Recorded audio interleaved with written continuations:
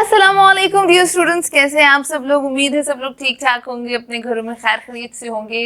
Second year के exams भी गुजरते जा रहे हैं वक्त के साथ साथ, और अब आपका है मैथ्स का पेपर।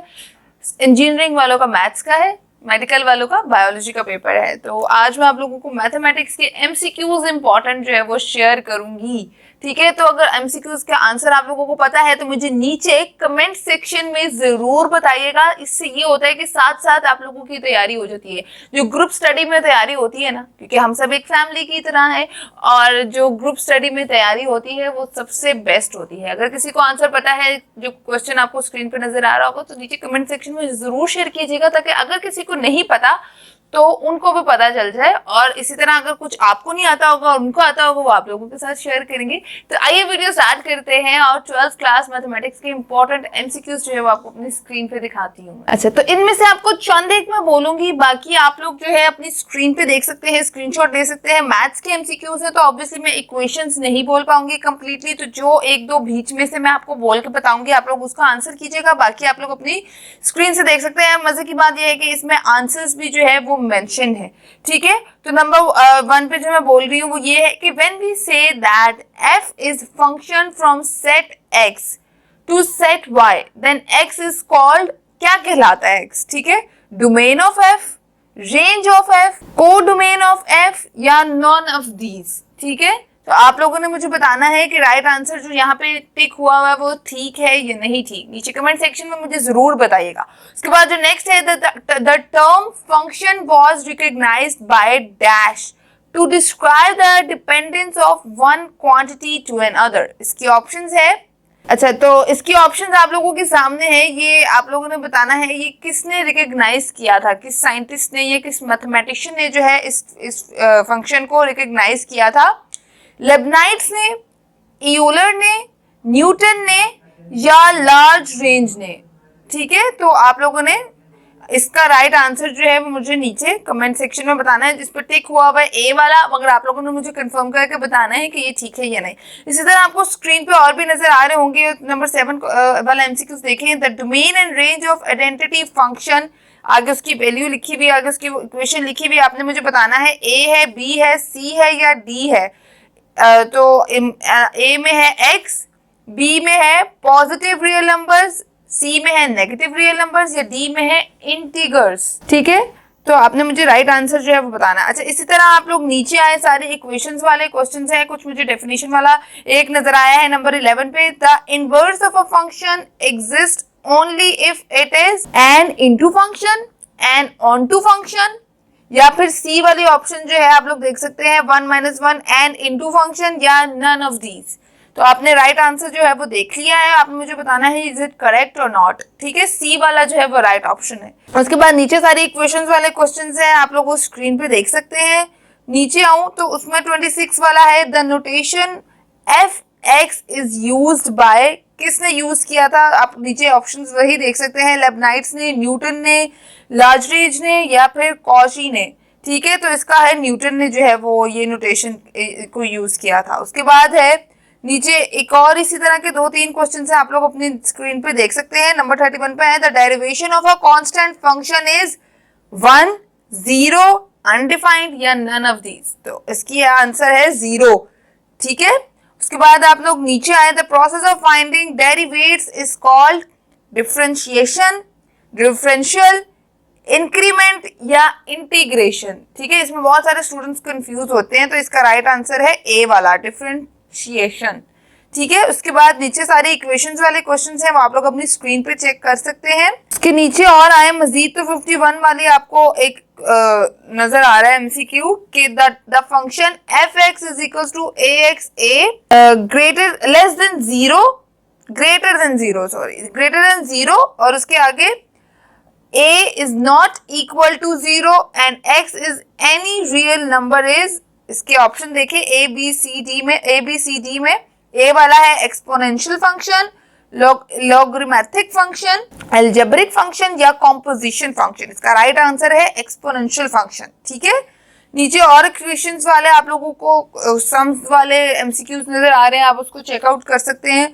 थोड़ा और नीचे आए तो यहाँ पे मुझे 68 पे एक डेफिनेशन टाइप क्वेश्चन नजर आ रहा है एमसीक्यू का, वो मैं आपको बताती हूँ। उससे ऊपर वाला 67 वाला भी आप लोग देख सकते हैं।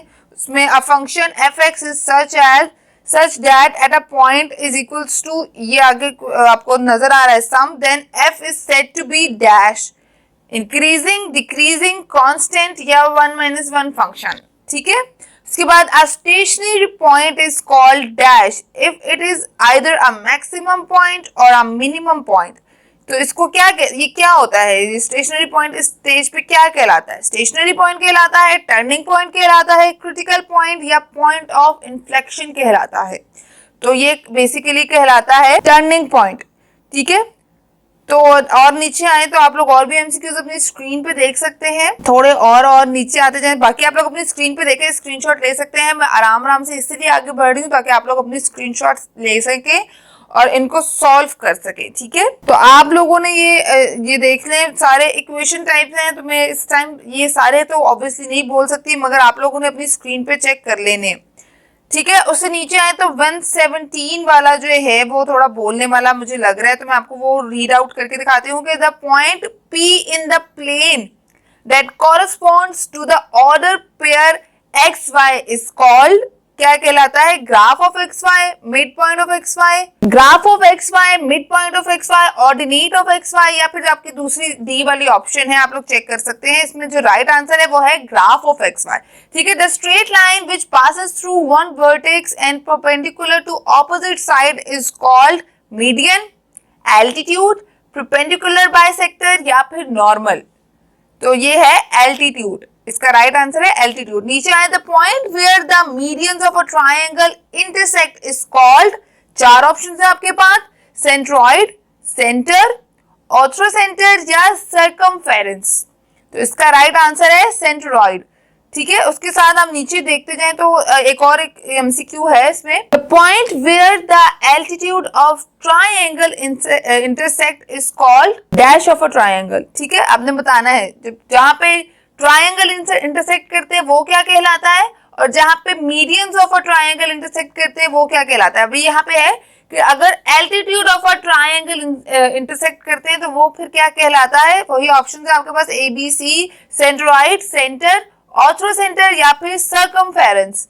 तो ये ऑर्थोसेंटर कहलाता है। ठीक है, नेक्स्ट आप लोग अपनी स्क्रीन पे चेक कर सकते हैं, आपको नजर आ रहे हैं सारे एमसीक्यूज। थोड़ा और आप लोगों को टाइम में इसलिए दे रही हूँ ताकि आप लोग आराम से अपने स्क्रीनशॉट्स में देख सकें, इसको स्क्रीनशॉट में कैरी कर सकें।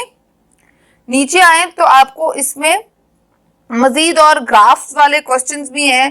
चैप्टर नंबर 7 के अंदर से भी बहुत सारे क्वेश्चंस हैं। 170 वाले एमसीक्यू को देखें, the ratio of the distance of a point from the focus to distance from the directrix is denoted by, क्या कहलाता है? ये नीचे ABCD आपके पास ऑप्शन है, एक तो स्मॉल r करके कैपिटल R है, कैपिटल E है और फिर स्मॉल E है, तो ये स्मॉल r कहलाता है। ठीक है, standard equation of parabola is ABCD आपके पास ऑप्शन है। करेक्ट आंसर जो है वो C वाली है, y² is equal to 4ax। इसको ध्यान से आप लोगों ने करना है, पैराबोला वाला एमसीक्यू आ सकता है। द फोकल, जो उसके नीचे आए 172 वाला, the focal code is code which is passing through vertex, focus, origin या none of these। ये चार ऑप्शन है आपके पास, इसका राइट आंसर आप लोगों ने टिक करना है जो कि है vertex। ठीक है, नीचे आते जाएं तो इसमें और भी एमसीक्यूज आप लोगों को नजर आ रहे हैं। टाइम शॉर्टेज की वजह से मैं एक एमसीक्यू ऑब्वियसली नहीं बोल सकती, मगर चंद एक जो बोल रही हूँ वो आप लोग गौर से देख लीजिएगा, बाकी आप लोग देखें मजीद। और नीचे आए 200 की लाइन में भी आपको तमाम तरह एमसीक्यूज नजर आ रहे हैं। 203 वाला एमसीक्यू देखें, इफ द डॉट प्रोडक्ट, ये नीचे आए तो आप लोग देख सकते हैं 203 वाला, if the dot product of two vector is 0 then the vectors must be parallel, orthogonal, reciprocal या फिर इक्वल। तो इसका राइट आंसर है पैरेलल। ठीक है, नीचे और भी आए तो 212 वाला देखिए, क्रॉस प्रोडक्ट और vector product is defined as in plane only, in space only, everywhere या फिर अ वेक्टर फील्ड। तो ये है इसका राइट आंसर है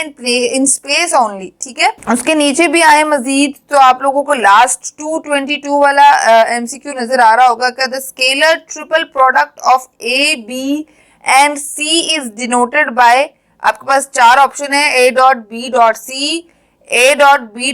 into C, A into B into C या फिर A प्लस बी इंटू सी, तो इसका राइट आंसर है बी वाला, A डॉट बी इंटू सी। तो ये आप लोग नीचे वाले भी देख लें कि ये लास्ट वाला जो एमसीक्यू है, movement of force F about a point is given by dot product, cross product, both A और बी या नन ऑफ दीज। तो इसका राइट आंसर है क्रॉस प्रोडक्ट। बहुत ही मुश्किल था मेरे लिए मैथ्स का आपको एमसीक्यू शेयर करना, मुझे तो मतलब सब कुछ मिक्स्ड ही लग रहा था, मुझे नहीं समझ आ रही थी मैं आप लोगों को वर्बली कैसे बोलूं, मगर आई होप आप लोगों को समझ आ गई होगी। अगर किसी को नहीं भी समझ आई तो मैं इंशाल्लाह नीचे डिस्क्रिप्शन में लिंक मेंशन कर दूंगी इसकी पूरी फाइल का, आप लोग वो भी ले सकते हैं, या फिर आप लोग वीडियो में स्क्रीनशॉट्स भी करके ले सकते हैं और सॉल्व कर सकते हैं। जितने मैंने बोले हैं उनके आंसर मुझे कमेंट सेक्शन में लाजमी बताइएगा। मुझे फिलहाल के लिए दे इजाजत, अच्छा सा पेपर करें, अल्लाह ताला आप लोगों को बहुत सारी कामयाबियां दे, पाकिस्तान का नाम रोशन करे, अपने माँ बाप का नाम रोशन करे।